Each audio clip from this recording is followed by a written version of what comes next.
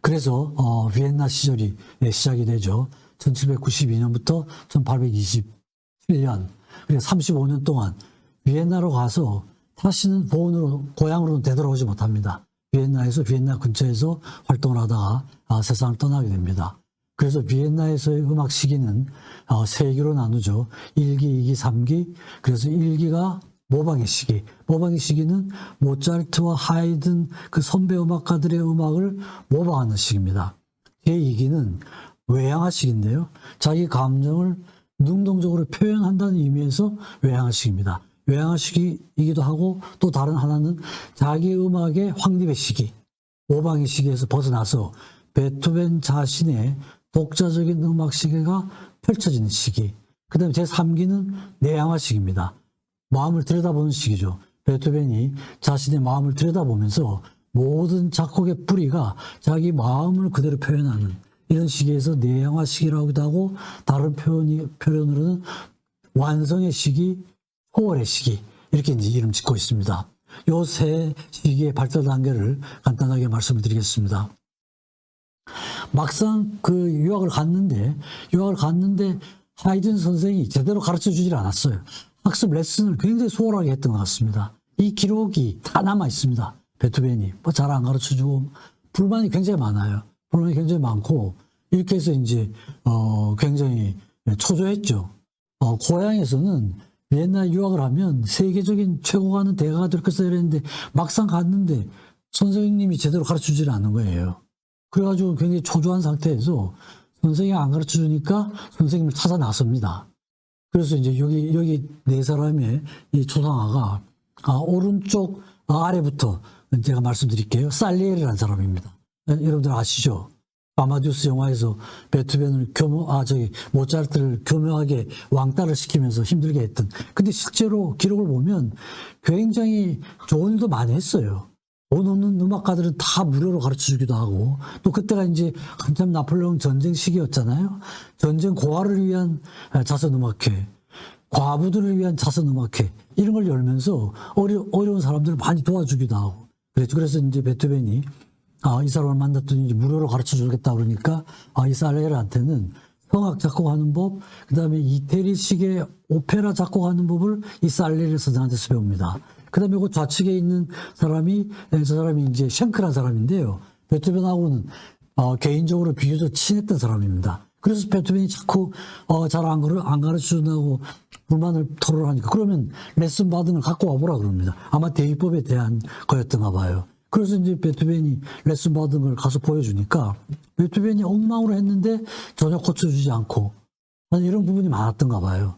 그래서 이제 샹크라는 친구가 알았다, 내가 가르쳐 주겠다. 그래서 이제 대위법 공부를 한 6개월 정도 하고 나니까 또 가르칠 게 없어져 버립니다. 그 위에 있던 사람이, 저 사람이 알브레츠 버그라는 사람인데요. 저 사람이 아마 그 당시에는 비엔나에서 제일 가는 대위법 학자였던가 봅니다. 그래서 저 선생을 만나서 상당히 오랜 기간 동안 한 2, 3년 대위법 공부를 하면서 아마 대위법 공부를 다 마치는 것 같아요. 그래서 이 알브레츠 보어하고는 베토벤이 일생 동안 아주 굉장히 좋은 관계를 유지를 하고, 나중에 이 알브레츠 보어의 손자를 베토벤이 가르치는 그런 역사가 있습니다. 그 오른쪽 위에 있는 사람이 페르스트라는 사람입니다. 페르스트라는 사람인데, 이 사람은 그 현악 사중주곡 아마 대가였던 것 같아요. 퍼스트 바이올린, 세컨드 바이올린, 비올라첼로, 이 네 개죠. 근데 이제 현악 사중주곡이라는 이 형식은 실제로 그런 그 형식을 처음 고안해낸 사람은 하이든이죠, 그죠? 하이든 이전에는 현악 사중주곡이라는 곡이 없습니다. 근데 그 원조를 스승으로 두고 딴 데 가서 공부를 하고 있는 거예요. 이 페르스트한테는 현악 사중주곡 작곡법을 배웁니다. 이것만 봐도 하이든이 베토벤에게 얼마나 소홀하게 했는지 하는 걸 알 수 있는 그런 근거가 될 수 있다고 볼 수가 있는데, 그래서 이렇게 베토벤은 굉장한 노력가였어요. 자기가 부족한 게 있으면은 선생을 찾아 나서가지고 아주 열심히 공부를 하는 그런 학생이었습니다. 그래서 이런 단계를 거쳐서 점차 이제 발달하게 되죠. 곡이 굉장히 많은데 피아노, 오보에, 클라리넷, 바순, 혼을 위한 오중주곡, 악기 구성이 아주 특이하죠. 악기 구성이 아주 특이합니다. 이런 그 5개의 악기를 가지고 오중주곡을 쓴 사람은 음악 역사에서 딱 2사람이에요. 베토벤과 모차르트입니다. 그러니까 베토벤이 모차르트가 쓴 이 곡을 봤죠. 보고 모차르트하고 똑같은 악기 구성으로 작곡을 해서 모차르트보다 더 잘 썼다는 평을 듣고 싶었던 거죠. 컴피티션이에요. 모차르트는 물론 죽고 없지만. 그래서 그 당시에 베토벤의 꿈은 모차르트를 뛰어넘는 대음악가가 되는 것이다. 이게 이제 꿈이었죠. 그래서 이제 저런 그 젊은 시절부터 모차르트를 마음에 두고 이제 혼자 경쟁을 많이 한 거예요. 그래서 곡을 작곡을 했습니다. 저는 베토벤 곡이 좋은데 아마 대부분의 음악 좋아하는 사람들은 저 분야만큼은 베토벤이 모차르트에 미치지 못한다 이런 평을 듣고 있습니다. 뭐 누가 낫고 못하고를 떠나가지고 제가 말씀드리고 싶은 건 이런 자세가 상당히 좀 긍정적이라는 거죠. 그렇죠? 상대를 두고 긍정적인 면에서 경쟁을 하고 뛰어넘는 이런 자세죠. 그렇죠? 1799년 베토벤이 이때 29세 때죠. 이때 이제 피아노 소나타 제8번 비창이라는 곡을 씁니다. 근데 이제 이게 32곡 중에 아주 초기 작품인데 이 곡을 썼을 때 평론가들이 이제 베토벤은 선배 음악가들의 영향에서 완전히 벗어나서 자신의 독자적인 음악 세계를 펼쳐나가게 될 것이다. 이런 평을 듣게 된 거예요. 물론 그 시기적으로는 초기에 속하죠. 초기에 속하지만 이 곡에 대한 평가는 이런 거였습니다. 이제 베토벤은 피아노 곡을 쓰면은 하이든 모차르트의 영향에서 벗어나서 자기의 독자적인 음악 세계를 펼쳐나간다. 이런 의미죠. 그래서 이 곡은 물론 전체 피아노 발달사에서도 굉장히 중요한 위치를 차지하지만 베토벤 음악의 발달사에서도 굉장히 중요한 그런 의미가 있는 곡입니다. 여러분들 시간 나시면은 꼭 한번 잘 들어보시면 좋을 것 같아요. 이 당시의 그 시대 정신입니다. 어떤 영웅의 출현은 그게 우연히 생기는 것 같진 않아요. 필연적인 그런 어떤 환경적인 게 있는 것 같아요. 모든 게 꽃을 피운 시기였습니다. 칸트의 철학 서적들, 괴테, 실러의 활동, 뭐 여러 가지 작가들이 굉장히 액티브하게 철학적인 거, 이 활동을 하던 시기였어요. 정치적으로는 굉장히 혼란한 시기였죠. 프랑스 혁명이 발발을 하고 그 이후에 뭐 지속적으로 그죠. 나폴레옹 전쟁, 소위 이런 이름이 붙는 전쟁이 그냥 전 유럽을 휩쓸고 있었죠. 그죠? 휩쓸고 있었는데 이런 상황 속에서도 베토벤은 이런 영향을 다 받죠. 아주 긍정적으로 영향을 받습니다. 베토벤이 아주 독서광이었어요. 그 당시에 출판되는 책들을 아주 열심히 읽고, 그런 그 당시의 책들뿐 아니라 고전들, 셰익스피어, 플라톤, 아리스토텔레스, 유리피데스, 호머 작품들, 신화, 이집트 신화, 힌두교에 대한 관심들, 여러 가지 방면으로 굉장히 이 독서를 열심히 했던 겁니다. 그래서 이런 그 책들, 철학적인 내용들, 종교적인 내용들, 신화적인 내용들, 이런 내용들이 음악에 이제 통합이 되죠. 그래서 베토벤의 음악을 음악적 사고라는, 아래쪽에 보시면 뮤지컬 띵킹이라고 되어 있죠. 음악적 사고. 이건 굉장히 좀 독특한 표현이죠. 물론 요즘 와서는 음악이 사고라는 이런 생각이 아주 보편적인 생각이 되어 있습니다만 그 당시만 해도 음악은 정서였죠. 그죠? 음악은 정서, 감정, 이런 거죠. 근데 베토벤 음악을 표현할 때는 뮤지컬 띵킹, 음악적 사고라는 말을 씁니다. 그래서 그 작곡되는 과정이 저런 복잡한 과정을 거쳤기 때문에 베토벤 음악을 들으면은 들을수록 막 마음이 복잡해져요. 많이 생각하도록 하고. 그래서 이제 싫어하는 사람도 많지만 어쨌든 음악적 사고라는 이런 표현을 씁니다. 1801년이면은 베토벤이 31살 때인데 이때 이제 자기 친구에게 편지를 씁니다. 이 편지에서 자기 귀가 멀기 시작했다는 내용이 나와요. 한 2, 3년 전부터 귀가 멀기 시작을 하고 음악회 가도 그 소리를 들을 수가 없고 대화하기도 어렵고 이런 겁니다. 그러니까 한 27, 8세경부터 귀가 멀기 시작했던 거예요. 그러니까 베토벤이 작곡한 거의 대부분 유명한 곡들이 전부 귀가 멀고 나서 작곡된 곡들이에요. 어마어마하죠. 그래서 이건 뭐 기적 같은 일이라고 할 수가 있죠. 그래서 이제 귀병이 자기가 잘 낫지도 않고 그러면서 막 그 주치 욕을 또 한참 씁니다. 그랬더니 그 친구가 그럼 주치를 좀 바꿔봐라. 베링이라는 사람한테서 슈미트라는 사람으로 주치를 바꾸고 그 의사의 공고에 따라서 하일리겐 슈타트대로 요양을 떠나게 됩니다. 그게 1802년이에요. 근데 요양을 떠나갔는데 심하게 우울해졌죠. 음악가가 귀가 들리지 않으니까 이건 뭐 아주 치명적인 거죠. 그죠? 치명적인 거예요. 그래서 거기에 요양을 하면서 귀병은 귀병대로 그냥 지속이 되고 대화도 어렵고 음악도 듣기 어렵고 이러니까 심한 우울증에 빠져서 자살을 하려고 그럽니다. 유서를 씁니다. 그걸 하이리겐슈타트의 유서라고 그렇게 얘기를 해요. 지금 위에 있는 저 사진이 저 방에서 유서를 썼습니다. 지금도 가면 거기에 이제 유서가 그대로 보존되어 있습니다. 그 유서 내용이 이제, 뭐 정말 비참한 그런 내용들이죠. 동생 앞으로 썼는데. 근데 참 다행스럽게도 유서를 쓰는 마지막 단계에 가서 심경의 변화가 옵니다. 내가 이대로 죽어서는 안 되고 문명을 극복을 해서 내가 신의 음성을 내가 인류에게 전해줘야 되겠다. 고통을 넘어서서 영원한 삶에 대한 가치를 추구하게 되는 이런 마음을 먹게 됩니다. 그래서 그 유서를 쓸 때까지의 시기를 아까 제가 말씀드렸던 제1기라고 그럽니다. 제1기, 베토벤 음악의 제1기, 그리고 1기의 특성은 선배 음악가들의 음악을 모방한다는 의미에서 모방의 시기, 그렇게 얘기합니다. 그리고 이 유서 사건을 기점으로 해서 그 후를 제2기라고 그럽니다. 이건 자기 감정을 능동적으로 표현한다는 의미예요. 그런 의미에서 period of externalization, 외양화 시기, 이런 말을 쓰죠. 그래서 심한 우울증을 앓고 나서 거기에서 극복하고 나서 그 다음에 나온 곡들은 굉장히 감미로운 곡들이 나와요. 로망스 두 곡이 저때 나오고 교향곡 2번, 뭐 영웅 주제에 의한 변주곡 이렇게 나옵니다. 좌측에 있는 쪽에 베토벤의 유서입니다.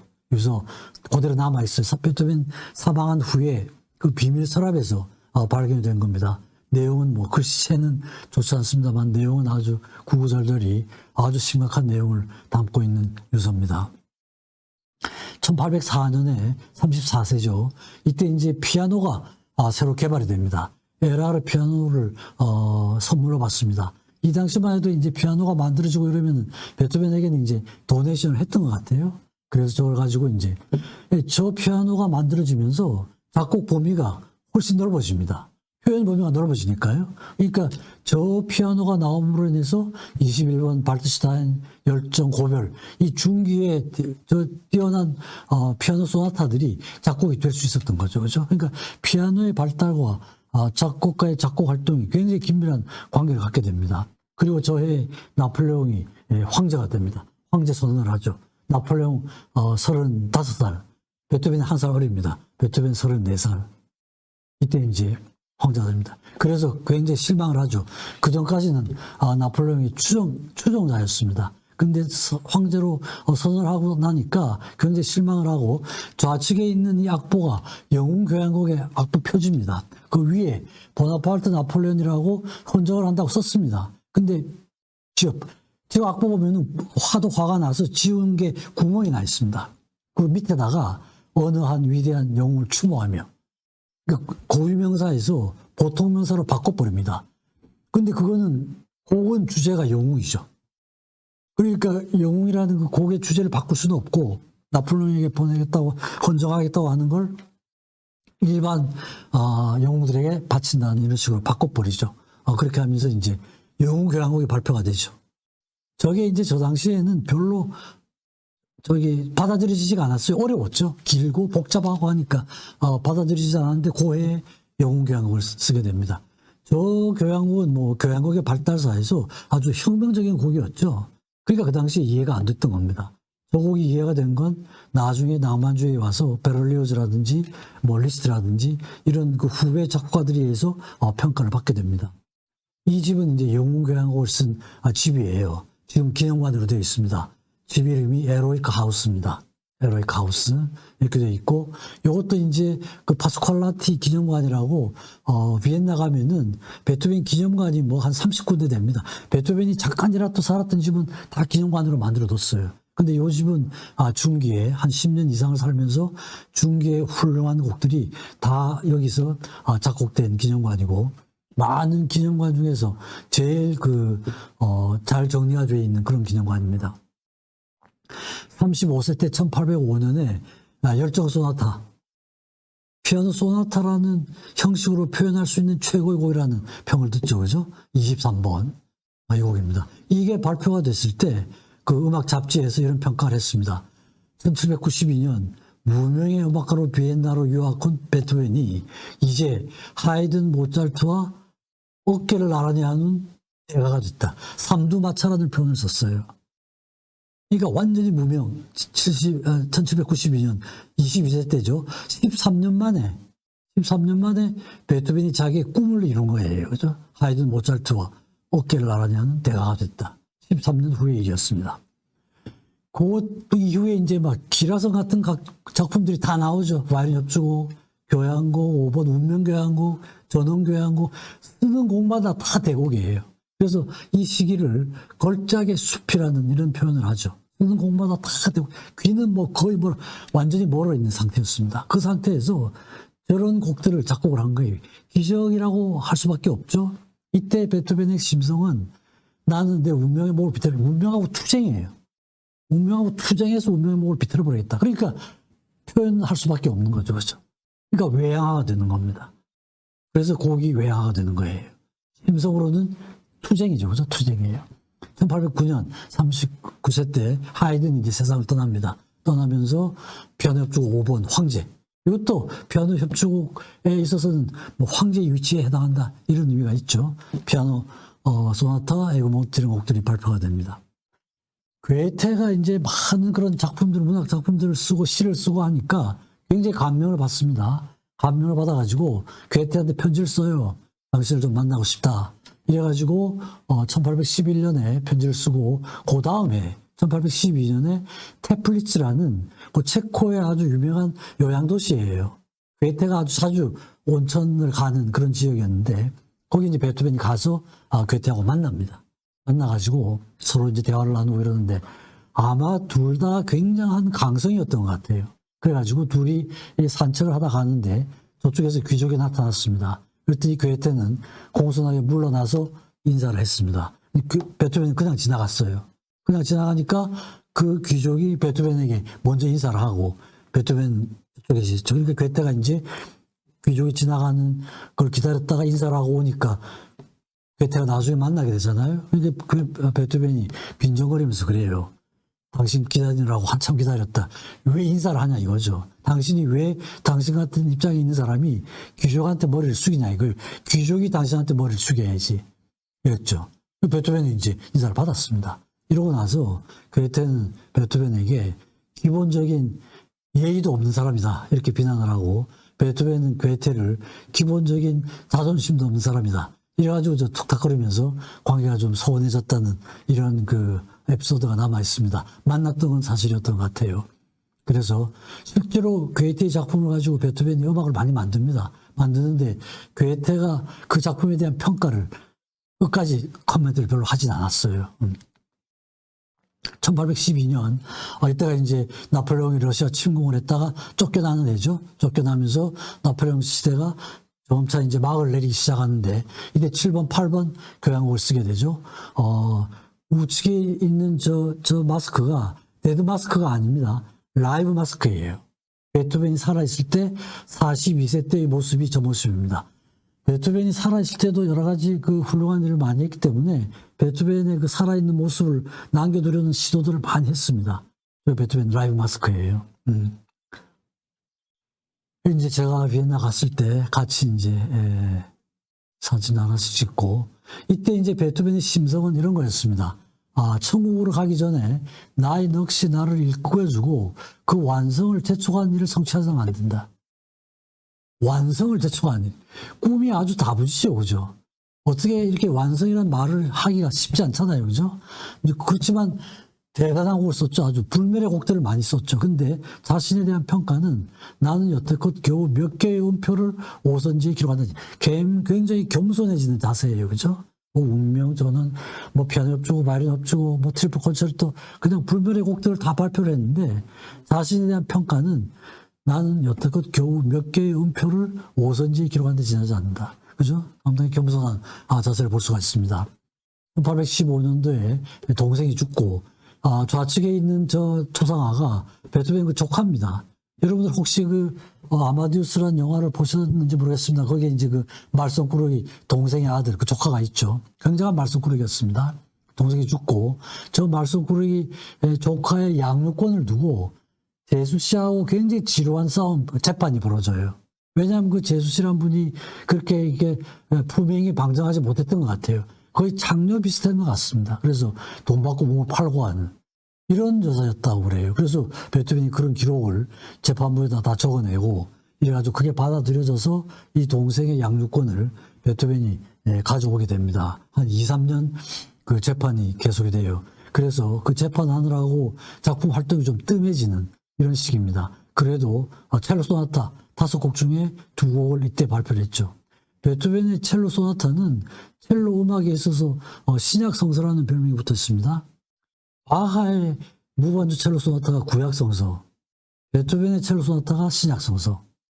그다음에 바하의 평균율이 피아노 음악에서의 구약 성서, 베토벤의 피아노 소나타가 신약 성서, 피아노 음악에서의 신약 성서. 이런 별명이 붙어 있는 곡이죠. 그래서 첼로 음악의 최고봉에 해당한다는 곡을 이때 발표를 했습니다. 그래서 그 사건을 기점으로 해서 제3기로 넘어갑니다. 베토벤 음악의 마지막 시기죠. 인터널리제이션.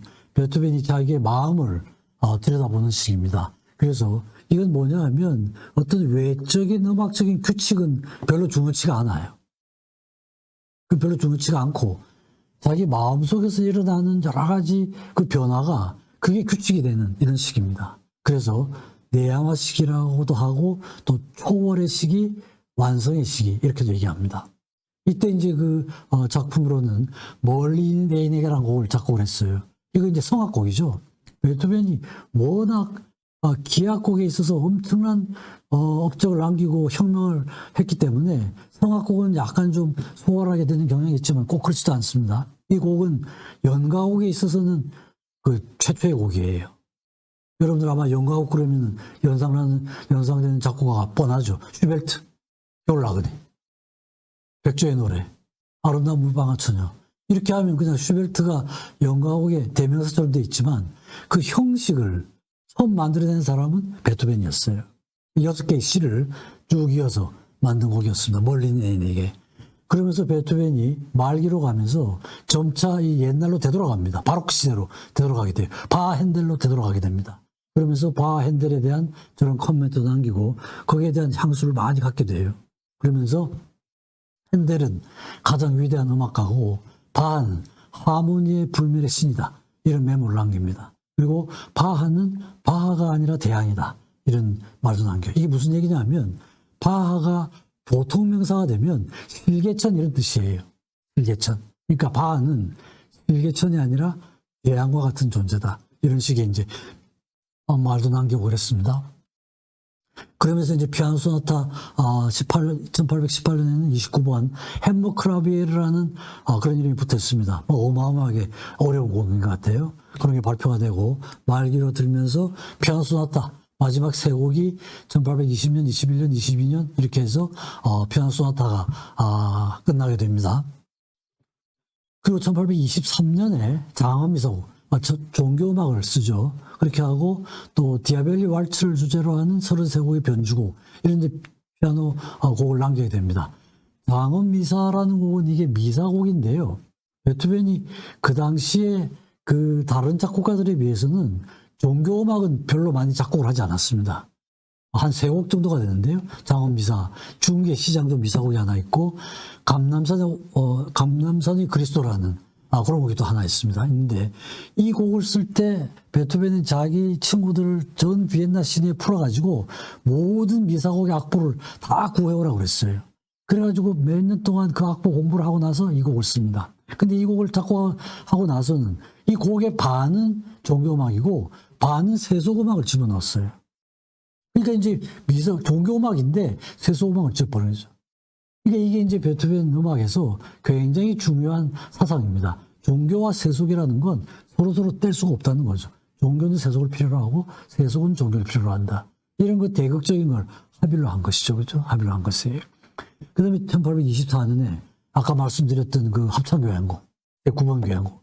1789년도 혁명 시기에 보온대학에서 실내 시를 듣고 감명을 받고 사학장에다 그 시를 집어넣었어요. 그러니까 35년 걸려서 이 곡을 썼습니다. 물론 저 곡도 처음 발표가 됐을 때는 잘 이해가 안 됐죠. 그죠? 저 곡이 잘 이해가 안 되고 받아들이질 않았는데 이 곡을 부활을 시킨 사람은 바그너였어요. 바그너. 후배죠. 그죠? 바그너 후배입니다. 바그너가 구본교향곡을 듣기도 하고 악보를 가지고 공부를 하다가 이 악보, 이런 악보는 인간의 악보가 아니라 신의 악보다. 이런 코멘트를 남깁니다. 남기면서 베토벤을 자기의 모델로 삼죠. 모델로 삼고 9번 교향곡이 일반 사람들한테 잘 이해가 안 되니까 바그너가 9번 교향곡에 대한 해설을 씁니다. 1악장, 2악장, 3악장, 4악장마다 각 악장마다 해설을 써요. 근데 그 해설이 괴테의 파우스트를 원용해가지고 해설을 하는 거예요. 더 어려워요, 사실은. 그 해설이 말하자면 더 어려운 거죠, 그죠? 그냥 들으면 좋을 것 같은데, 워낙 바그너가 9번 교향곡을 좋아했고, 그걸 일반 사람들한테 알리기 위해서 저런 노력을 했었습니다. 그리고 1870년에 바그너가 논문을 씁니다. 베토벤에 대한 논문. 이게 100주년이죠. 1770년 태생이니까 1870년 100주년을 기념을 해서 바그너가 베토벤에 대한 100주년 기념 논문을 씁니다. 한 100페이지에 해당하는 굉장히 장문의 논문을 써요. 거기에 쇼펜하우의 철학, 베토벤의 음악, 셰익스피어의 문학, 이 세 개를 통합을 하겠다, 자기는. 이런 식. 저 한 사람 한 사람 엄청 복잡한 사람들이잖아요. 저 세 사람을 통합하려고 그러니까 바그너 곡이 복잡해지죠. 그죠? 바그너 곡, 반지라는 곡은 16시간 연주를 해야 되잖아요. 그죠? 4시간씩 4일을 들어야 되는 그런 곡을 작곡을 한 거예요. 그래서 항상 바그너는 베토벤이 모델이었습니다. 인생이 힘들 때도 베토벤으로 돌아가고 작곡이 잘 안 될 때도 자기가 되돌아간 것은 항상 9번 교향곡이었다. 이런 메모를 남기고 있습니다. 그래서 여러 가지 교훈이 많으니까 여러분들께서 9번 교향곡은 들으시면은 많이 익숙했던 분야들이 많이 나옵니다. 한번 꼭 들어보시면 좋을 것 같아요. 이게 이제 베토벤이 말년에 가서 자주 요양을 갔던 도시입니다. 바덴바이빈. 바덴바이빈. 그러니까 비엔나 곁에 있는 바덴입니다. 후기에는 하이리겐슈타트라는 데로 요양을 갔죠. 근데 잘 안 되니까 나중엔 이쪽으로 바꿔가지고 휴가 때 되면 항상 매년 잊지 않고 찾던 데가 바덴바이빈. 바덴이라는 이름이 들어가면 이게 온천 지역이라는 이름이에요. 바덴이 영어로 베스인데 그게 이제 독일어로 바덴이 되니까. 그래서 바덴도 있잖아요. 그죠? 바덴 이름이 들어가면 다 온천 지역입니다. 여기 가서 이제 베토벤이 가면은 사우호프라고 꼭 베토벤 방이 따로 있습니다. 오면 딱 묵는 방이 있어가지고 지금도 방을 아주 잘 꾸며뒀어요. 그리고 1825년 55세 때죠. 그래서 말기에 가면서 마지막 2년 반 동안은 베토벤이 투병 생활을 하느라고 6개월 동안은 작곡을 못했어요. 못하고 2년 동안 작곡을 했는데 그때 딱 한 분야입니다. 현악 4중주곡 12, 13, 14, 15, 16 5곡을 작곡하고 세상을 떠나게 됩니다. 이런 적이 없었거든요. 베토벤은 항상 작곡을 하면 교향곡, 실내악, 소나타, 성악, 기악 모든 걸 동시에 여러 분야를 하지 한 분야를 집중적으로 작곡한 건 이게 처음이자 마지막이에요. 이건 뭐냐면 베토벤이 자신의 그 음악을 현악 4중주곡이라는 형식으로 총정리를 하신 것 같아요. 그래서 베토벤 음악이 곡 하나하나 중요하지 않은 곡이 없지만 그 중에서도 딱 한 분야를 얘기해보라 그러면은 이 현악 4중주곡이라고 해야 되지 않을까 그런 생각을 갖게 됩니다. 보면 4악장, 5악장, 6악장 그죠? 악장이 표준 악장은 4악장이죠. 악장에 구애를 받지 않아요. 베토벤 마음속에서 흘러가면 그게 법이 되는 겁니다. 14번은 7악장까지 씁니다. 7악장. 4, 5, 6, 7 악장이 제한을 받지 않아요. 그러면서 그 마지막 곡입니다. 16번. 그 현악사중곡 16번이 작품번호 135번인데 거기에 수수께끼 같은 소리가 있어요. 어렵게 파악한 해결책 꼭 그래야만 하는가? 꼭 그래야만 한다? 꼭 그래야만 한다. 아주 수수께끼 같은 거죠. 이게 마지막 악보에 적혀있는 베토벤의 메모예요. 그래서 저 메모 가지고 많은 사람들이 많은 논문을 썼습니다. 썼는데 제 생각에는 인생이 거의 끝나가기도 하고 음악적인 것도 정리를 해야 되고 그래서 아마 인생이나 음악에 대한 자신의 어떤 해결책이 아니었을까 이제 추정을 하게 됩니다. 이때 이제 베토벤의 마음은 이랬습니다. 중기에는 어땠어요? 운명의 목을 비틀어버리겠다 이랬죠. 근데 말기로 가면은 자기의 운명을 받아들입니다. 자기가 굉장히 가혹한 운명을 가지고 태어났다 이거죠. 귓병도 있고 여러 가지 신체적인 면, 정신적인 면, 굉장히 가혹한 운명을 가지고 태어났는데 이제는 신의 의지에 복종하는 마음으로 나의 운명을 받아들이겠다. 엄청난 변화죠. 투쟁이 아니에요. 자기의 운명도 자기의 삶의 한 부분으로 통합을 하면서 받아들이겠다는 얘기예요. 그러니까 이제 아주 평화롭게 된 거죠. 평화롭게 된 거예요. 이게 이제 핸델인데요. 베토벤이 마지막 6개월은 투병 생활을 하느라고 작곡을 못했습니다. 못했는데 그 당시에 핸델 악보의 총서가 출판이 됐습니다. 그래서 그 출판사에서 또 베토벤에게 악보의 총서를 보내줍니다. 이 베토벤이 그 핸델의 악보를 쭉 공부를 합니다. 이게 참 굉장한 사람이죠. 병이 하나 가지고 딱 죽음이 다가오는데 책을 손에서 놓지 않았던 거예요. 핸델 악보를 가지고 공부를 하면서 굉장한 감동을 받습니다. 감동을 받으면서 내가 병에서 회복을 해가지고 앞으로 작곡을 할 수 있다면은 핸델처럼 작곡을 하고 싶다. 이런 메모를 남기고요. 나는 핸델 앞에서는 무릎 꿇지 않을 수가 없다. 이런 식으로 해서 핸델 공부를 하면서 세상을 떠나게 됩니다. 이 공부하는 자세가 굉장하잖아요. 그죠? 그래서 1827년 그 3월 14일, 저때 이제 베토벤이 독일어로 하면 샤데 주스페트가 되고요. 번역하면 유감이다, 너무 늦었다. 이런 내용인데, 저게 무슨 얘기냐면요. 와인 얘기예요, 와인. 베토벤도 술을 엄청 많이 마셨죠. 베토벤 할머니가 알코올리즘이고, 아버지가 알코올리즘이고, 베토벤도 술을 많이 마셔가지고, 나중에 알코올성, 이게 간 경화증이 생겼던 것 같아요. 그래서 이제 그 와인을 많이 마셨는데, 라인강 어느 강변에 와인이 마시고 싶다. 이렇게 친구들한테 얘기를 했습니다. 그때 친구들이 가서 그 와인을 구해왔어요. 왔는데 그 와인이 도착했을 때는 베토벤이 이미 마실 수 없는 상태가 됐습니다. 그래서 그 와인을 보고 유감이다, 너무 늦었다. 이게 이제 베토벤이 세상에 남긴 마지막 말이 됐습니다. 그 4일 후에 슈베르트가 방문을 합니다. 슈베르트가 그 근처 살고 있었는데 이제 하다가면 계속 베토벤이 외출하고 없어가지고 만나질 못했습니다. 근데 이제 비엔나 시내에 베토벤이 위독한 상태가 된다. 이런 소문이 되니까 슈베르트가 찾아갔어요. 3월 26일 날 사망했는데 3월 18일 날 찾아갔는데 이 대화는 할 수 없었던 것 같아요. 베토벤이 이제 말문을 막히고 이제 눈으로만 인사를 하고 한 그런 거였는데 사실 그 전에 슈베르트가 놓고 간 악보를 가지고 베토벤이 피아노를 치면서 굉장히 작곡을 잘한 것 같다. 이런 메시지를 남긴 게 있었습니다. 어쨌든 이제 슈베르트가 가서 인사를 드리게 됩니다. 사망하고 나서 장례 미사를 치른 알츠 교회 비엔나에 있습니다. 장례식 장면을 이렇게 그림으로 남겨뒀습니다. 3일 후 3월 29일 날 장례식이 치러졌고 그때 뭐 운구를 한 사람, 횃불 행진을 한 사람, 체르니, 슈베르트, 그 당시에 이제 비엔나에서 유명했던 그 음악가들이 다 횃불 행진도 하고 운구도 하고 15,000 내지 2만 명의 시민이 장례식에 참여를 했다. 저 당시에 그 비엔나 시민이 한 20만 명 정도 됐다고 그래요. 그러니까 이제 노인 빼고 그다음에 어린아이들 빼고 하면은 상당한 숫자의 비엔나 시민이 장례식에 참여를 했었습니다. 사망한 이틀 후의 모습. 베토벤의 두개골인데요. 이 부검을 하면서 베토벤의 기병을 알기 위해서 부검을 3번을 합니다. 3번을 하는데 두 번째 부검학자들이 이 두개골은 세이브를 합시다 이래가지고 베토벤 두개골이 지금 남아 있습니다. 무덤입니다. 베토벤 비엔나에 가면 중앙묘지에 저는 갈 때마다 가서 인사를 드리고 설명은 없습니다. 딱 설명이 필요가 없죠. 사실은 베토벤 한 무덤입니다. 그렇죠? 가운데 모차르트 기념비가 있고 좌측에 베토벤, 우측이 슈베르트의 무덤입니다. 슈베르트가 1828년 베토벤 사망한 그 다음에 31살 나이로 세상을 떠났죠. 죽으면서 베토벤 곁에 묻어달라. 그래가지고 지금 베토벤 곁에 붙어 있습니다.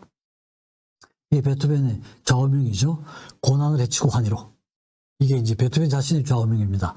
아래쪽은 제가 만든 거예요. 제가 보기에는 베토벤이 환희 상태에서 끝나질 않았습니다. 환희 상태는 완성된 상태가 아니에요.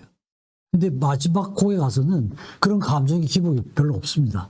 그래서 제가 정리를 한 건 고난으로부터 출발을 해서 환지를 거쳐 불멸의 진리와 완성으로 이렇게 정리를 하는 게 베토벤의 삶과 음악을 정확하게 정리를 하는 게 아닌가 이런 생각을 했고요.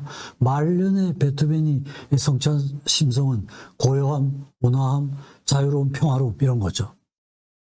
그렇죠, 그죠? 자기의 운명을 투쟁해야 될 대상이 아니라 삶의 한 부분으로 받아들이게 되니까 모든 걸 수용하게 되죠, 그죠? 그러니까 저런 심성이 된 거죠. 그리고 저런 심성이 말기의 작품으로 표현이 된 겁니다. 다시 한번 요약을 해서 말씀드리면은 1기, 2기, 3기 말씀드렸죠? 영향을 받는 시기, 자기 음악의 확립의 시기, 초월의 시기, 완성의 시기, 표현 방법은 외향화, 내향화 이렇게 됩니다. 그래서 곡이 베토벤 곡이 엄청 많거든요. 작품 번호가 붙어 있는 게 135개고 안 붙어 있는 것까지 하면 거의 480곡에 해당이 됩니다. 여러분들이 다 듣기는 어려우실 거고 이 3기를 느낄 수 있는 분야가 세 분야가 있습니다. 교향곡이 그래요. 교향곡을 1번부터 9번까지 쭉 들어보시면은 1기에서 3기에 이르는 그 과정을 여러분들이 느낄 수가 있을 겁니다. 피아노 소나타가 또 그렇죠. 32곡을 썼는데 1번부터 15번까지는 1기에 해당하고 16번부터 27번, 28번부터 32번. 근데 이것도 만만찮죠, 그죠? 32곡을 다 들으실 수는 없을 거예요, 그죠? 그러니까 1기에 해당하는 곡 몇 곡, 2기에 해당하는 곡 몇 곡, 3기에 해당하는 곡 몇 곡. 이걸 좀 반복적으로 들어보시면은 제가 말씀드렸던 그런 변화의 과정을 느낄 수 있는 분야가 될 수 있을 것 같아요. 또 한 분야는 현악사중곡입니다. 1번부터 6번이 1기, 7번부터 11번이 2기, 12번부터 16번까지가 3기. 이것도 16곡 다 들으시려고 그러면은 힘드실 거예요. 그죠? 그래서 1기에 해당하는 곡 몇 곡, 2기에 해당하는 곡 몇 곡, 3기에 해당하는 곡 몇 곡. 이걸 반복적으로 들어보시면은 그 흐름을 느낄 수 있는 분야가 되실 수 있을 것 같습니다. 그래서 제가 이제 베토벤을 이렇게 듣다 하다 보니까 이제 책을 좀 썼는데요. 혹시 여러분들 관심 있으시면은 좀 보시면 좋을 것 같아요. 베토벤 삶과 음악 세계 이런 책을 제가 2002년도에 발표를 했고 요겁니다. 그 다음에 2007년도에 베토벤 곡에 대한 해설, 저의 해설이 들어간 책입니다. 베토벤 그 거룩한 울림에 대하여. 저 표지는 베토벤의 유서입니다. 베토벤이 사망하기 3일 전에 유서를 썼는데 그 유서를 제가 편집을 했습니다. 아동용으로 9번 교양만 가지고 이제 쓴 책이 있고요. 요거 청소는요, 저 책이 복잡하니까 좀 간단하게 해가지고 소아 청소년들이 볼 수 있는 책으로 이렇게 만들기도 했습니다. 2020년에는 제가 베토벤과 바그너, 아까 제가 바그너하고 관계를 잠깐 말씀드렸는데 제가 요 부분을 정리를 해서 베토벤 탄생 250주년을 기념으로 해서 2020년에 제가 베토벤과 바그너라는 책을 발표를 했습니다. 그래서 이런 내용들을 쭉 보면은 어떻게 인간으로 태어나서 악성의 소인이라는 소리를 들을 수 있었을까? 제 나름대로 간단하게 정리를 해본 겁니다. 외적인 요소, 유전적인 것도 있었죠. 아버지, 할아버지가 음악하고 조기교육, 아주 어렸을 때부터 훌륭한 스승들이 많았죠. 오늘 말씀 못 드렸는데 굉장히 후원자들이 많았습니다. 시대정신, 문학, 철학 모든 것들이 꽃을 피우는 시대죠. 베토벤 음악에 영향을 미쳤습니다. 독서, 책들을 많이 보는 거죠. 그 다음에 주어진 고통, 귀도 멀죠. 신체적인 것도 있죠. 정신적으로도 굉장히 불안했던 사람이에요. 제가 보기에는 아주 무너지진 않았지만 조울병이 있지 않았을까. 우울증 상태, 조증 상태가 주어진 고통, 이런 고통을 극복하는 과정에서 그죠? 정신적인 성숙이 왔던 것 같아요. 내적인 요소로는 능동적인, 굉장히 열심히 노력가예요. 노력가, 경쟁심, 건강한 경쟁심이죠. 산책을 굉장히 좋아했습니다. 그래서 자연하고의 어떤 관계를 통해 가지고 아이디어를 얻는 목표가 확실했죠. 그죠? 인간에 대해서 굉장히 긍정적인 자세를 갖고 있었습니다. 인간 내부에는 온갖 진선미가 다 존재하고 있다. 이런 기본 자세죠. 그죠? 자기 반성, 성찰. 계속 자기를 되돌아보는 거예요. 옛날을 계속 되돌아보는 이런 노력이 일생 동안 지속이 됐습니다. 겸손한 자세. 독서하는 건 내적, 외적인 요소 다 되겠죠. 고통의 극복. 이건 내적인, 외적인 다 될 것 같아요. 그래서 이런 요소들이 다 합쳐져서 저런 그 성인의 경제에 이르렀고 지금 우리에게도 줄 수 있는 그런 교훈이 아닌가 그런 생각을 합니다. 예, 이제 마지막 슬라이드입니다. 그죠? 제가 이렇게 베토벤에 대해서 많은 얘기를 하지만 제가 얘기하고 있는 건 베토벤 음악 전체에 비해서는 마치 바다의 물 한 방울이 아닌가. 사실 이게 꼭 내가 한 말 같지만 꼭 제가 드리는 말씀이 아니고 베토벤에 대해서 책을 쓰는 사람들이 모든 사람들이 서문에 항상 그렇게 써요. 내가 베토벤에 대해서 이렇게 책을 쓰지만 이건 베토벤 음악 전체가 가지고 있는 음악적인 사상 깊이에 비하면은 단지 물 한 방울에 해당하지 않는다. 나는 이런 자세로 글을 쓴다. 이렇게 하면서 이제 책을 쓰고 있습니다. 네, 저도 뭐 마찬가지입니다. 그래서 이런 말씀을 드리면서 제가 강의를 마치도록 하겠습니다. 가능하면 음악을 좋아하실 수 있으면 좋을 것 같고요. 또 뭐 가능하면 기회가 있으시면은 베토벤을 가깝게 하시면은 여러 가지 면에서 많은 교훈을 드릴 수 있을까 그런 생각으로 말씀을 드려봤습니다. 감사합니다.